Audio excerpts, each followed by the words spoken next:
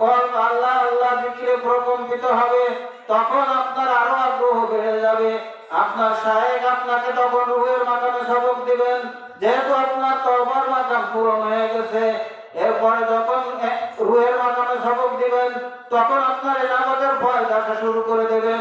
এভাবে করে কবরুসির কবি আকবরফ আর অত শাকবাদ চাচা সে কথা বলেছে, 10টা লতিফা অতিক্রম করে ফানাফি সাহেব, ফানাফি রসুল, আকরাবিয়াত।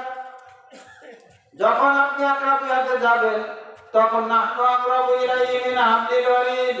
আল্লাহ পাক কোরআনুল কারীমে বলেছেন যে আমি তোমার শাহরত থেকে নিকটে যাও, আপনি উপলব্ধি করতে পারবেন। আর এটা যখন উপলব্ধি করতে পারবেন, ইউহিব্বুহুম ওয়া ইউহিব্বুনাহুম, আপনিও আল্লাহকে ভালোবাসবেন, আল্লাহও আপনাকে ভালোবাসবে। আর এই অবস্থার যখন সৃষ্টি হবে, তখন আপনি